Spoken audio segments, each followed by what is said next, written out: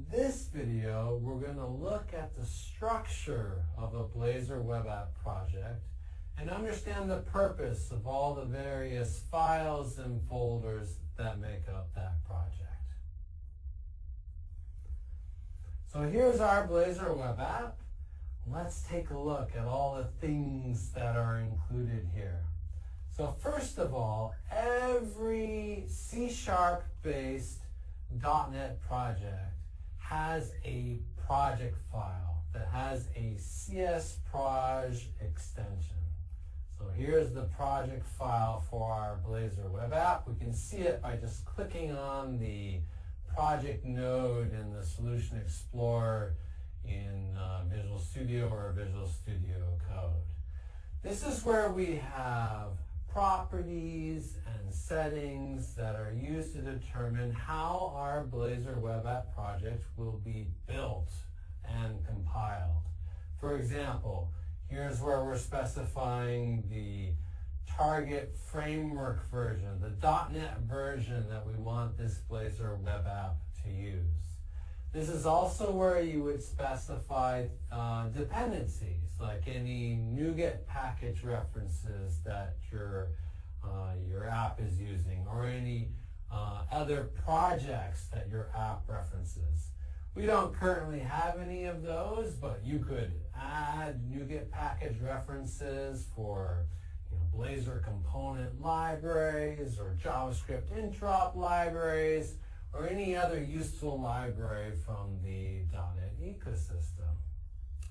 Now down here in Program CS, this is the entry point for our Blazor web app. This is the first C# code that will run when we execute our Blazor web app. There's a bunch of things that are going on here. Let's break it down.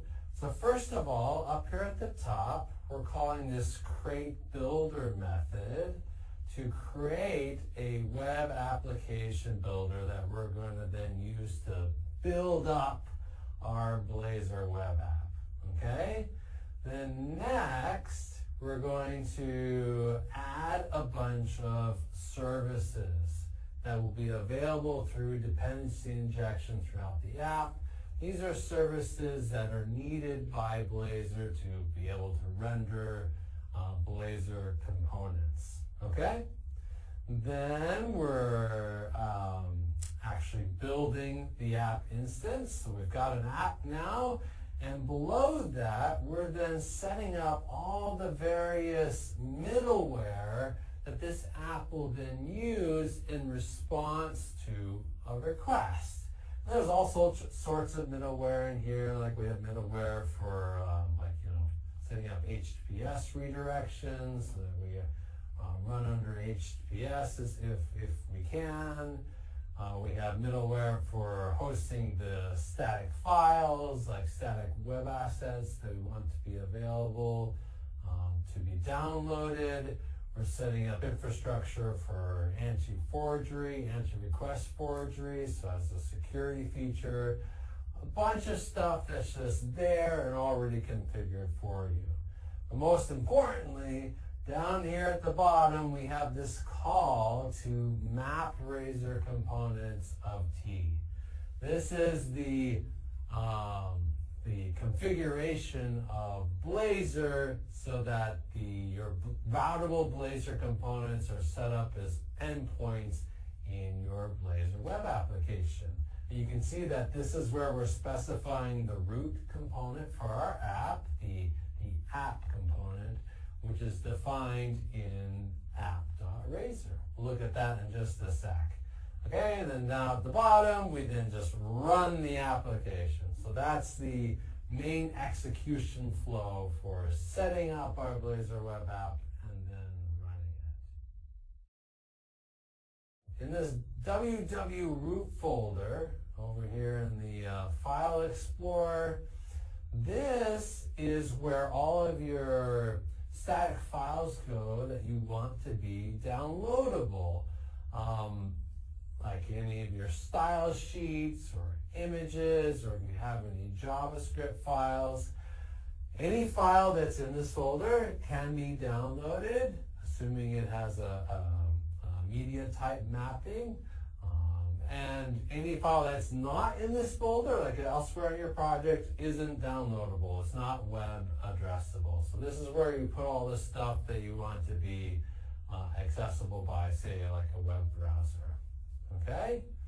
Now we have also a couple of JSON configuration files in here. So up above in this properties folder, there's this launch settings.json file.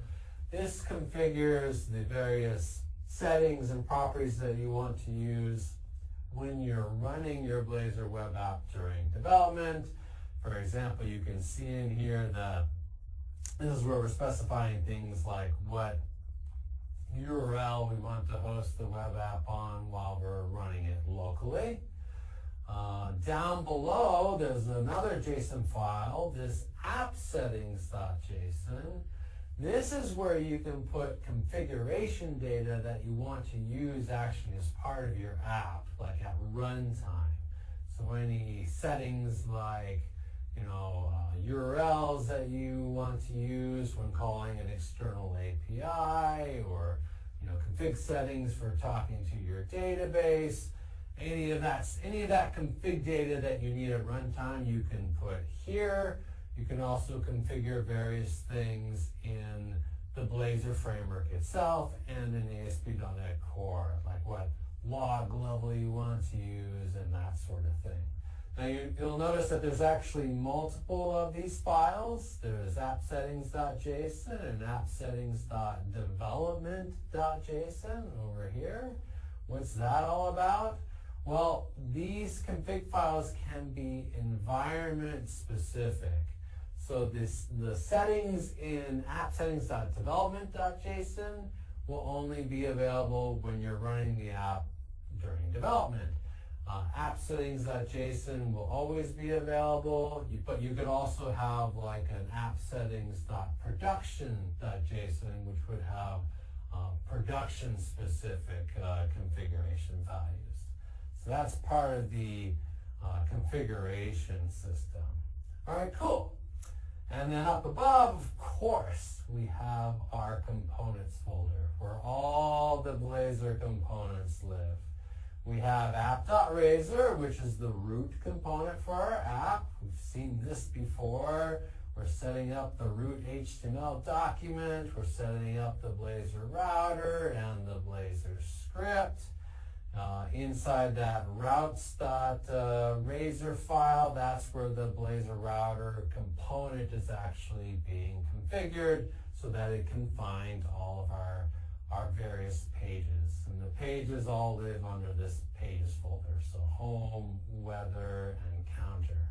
There's also this error.razor page. This is a Blazor component, a Blazor page, that will run if there's ever an unexpected error in your web application. Like an exception gets thrown, the web app will catch that and then route a request to this page so that your users can have a convenient error page. Like, go contact your web app administrator. Something's gone wrong. That's what that page is for. Of course, then we have the layout components up above. There's an interesting file down here at the bottom, which is this imports.razor file. What is that? This is actually not a full component. This is a special Razor file that's used to hold a bunch of Razor directives that you want to just import, make available to all the other Razor files in a given folder or subfolder. So it's a really convenient place, as you can see here, to put like a bunch of using directives that you don't want to have to retype over and over again in all your Blazor components. You just want to have them all in one place.